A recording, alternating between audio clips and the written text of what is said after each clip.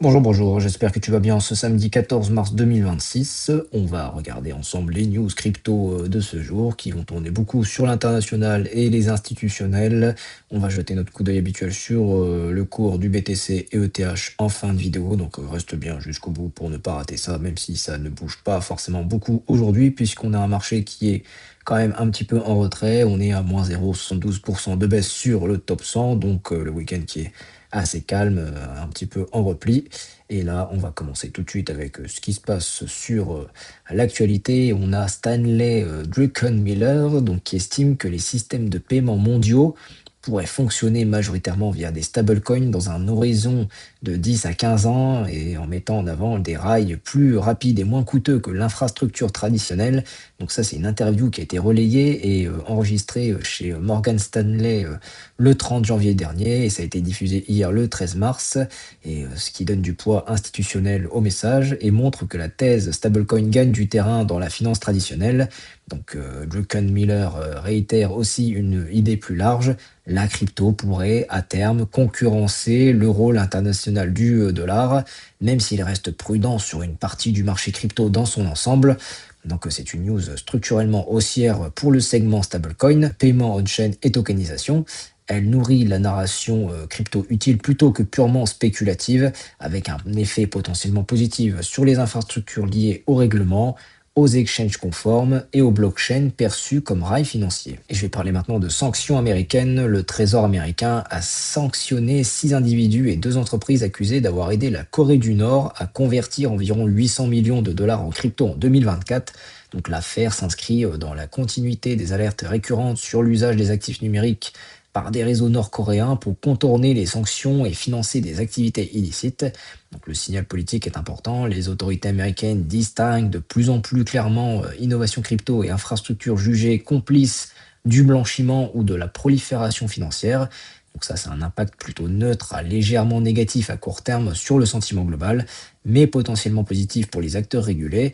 Ce type d'action renforce la prime accordée aux plateformes conformes, à la traçabilité on-chain et aux projets capables de dialoguer avec les régulateurs. Un petit coup d'œil maintenant du côté d'Ethereum. Donc on a l'Ethereum Foundation qui a publié le 13 mars un mandat de 38 pages présenté comme à la fois une constitution, un manifeste et un guide de fonctionnement pour l'organisation. Donc le document réaffirme comme principe centraux la résistance à la censure, l'open source, la privacy et la sécurité. Donc plusieurs synthèses le résument sous l'acronyme CROPS. Donc le texte précise aussi que la fondation veut se concentrer sur les tâches critiques sans autre foyer naturel dans l'écosystème. Donc, ce n'est pas un catalyseur prix immédiat, mais c'est constructif pour la thèse long terme de TH. Dans un moment où la gouvernance d'Ethereum est souvent questionnée, clarifier le périmètre de l'Ethereum peut rassurer les investisseurs sur la cohérence stratégique du réseau. Et il faut savoir que le marché crypto a subi une correction rapide lorsque les tensions géopolitiques entre Israël et l'Iran se sont intensifiées. Donc ça a provoqué une baisse d'environ 3,5% du Bitcoin en quelques minutes. Donc cette réaction illustre la sensibilité croissante du marché crypto au choc macro et géopolitique, à l'image des marchés traditionnels. Donc la baisse a été relativement brève, une partie du mouvement a été rachetée rapidement. Donc c'est le signe que la liquidité reste présente et que les traders surveillent ces événements comme des opportunités de volatilité. La crypto agit de plus en plus comme un actif macro-sensible au risk-off global. Les tensions géopolitiques peuvent déclencher des ventes rapides, mais les rebonds rapides aussi derrière suggèrent que la structure du marché reste solide. Et je vais parler maintenant RWA. Le marché des treasury tokenisés a atteint un record d'environ 11 milliards de dollars, donc ce qui marque une accélération de la tokenisation des actifs du monde réel.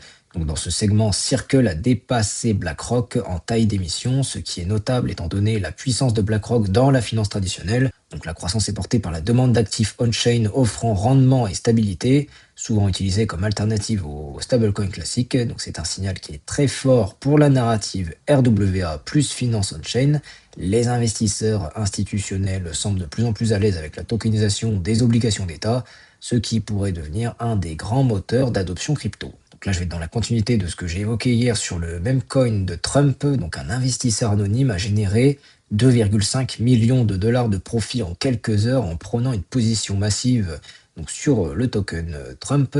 Donc, à la suite de l'annonce concernant le gala associé à Donald Trump, donc le trade a été effectué très rapidement après l'annonce, ce qui alimente les spéculations autour d'un possible accès anticipé à l'information ou d'une analyse extrêmement opportuniste.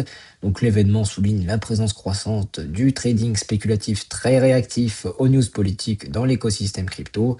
Et ce type d'épisode rappelle la dimension hyper réactive et narrative driven du marché. Donc les news politiques ou médiatiques peuvent générer des mouvements violents et rapides, surtout sur les actifs ou tokens liés à l'actualité.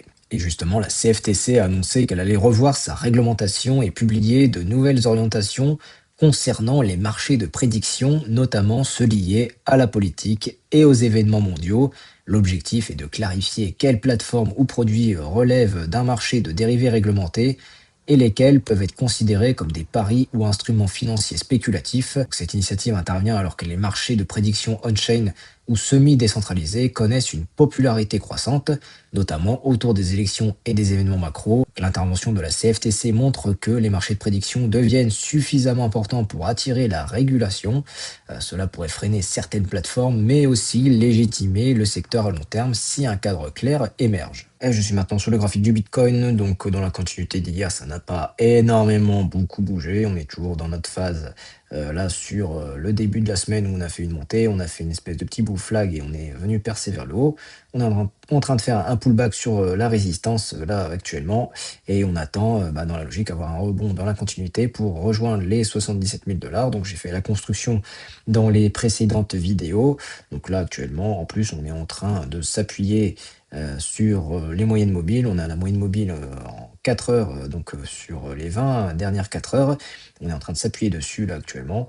Donc ça c'est un signal qui indique que bon, le cours résiste bien, on est bien au-dessus des 70 000 $. Donc voilà, on attend d'avoir le rebond par la suite la semaine prochaine dans la continuité pour revenir retrouver à nouveau la résistance qui commence à se former au niveau des 74 000 $ plutôt.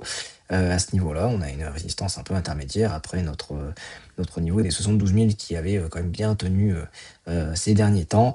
Donc là, on est passé au-dessus et puis on attend de frapper plusieurs fois pour finir par casser un moment et puis rejoindre notre gap CME qui est aux environs des 80 000, 84 000 $. Donc il n'attend que ça de se faire combler depuis plus d'un mois maintenant. Donc voilà, on n'a plus qu'à patienter sur ce niveau-là. Et sur Ethereum, bon, c'est la même chose, hein. On va pas révolutionner la roue ni l'eau chaude. Et ben on est en train de s'appuyer aussi sur la moyenne mobile 20 en 4 heures. Donc voilà, on est en train de rebondir dessus pour retrouver un nouveau rebond et puis retrouver les 2500 $. Donc c'est l'objectif que j'avais donné aussi dans les précédentes vidéos.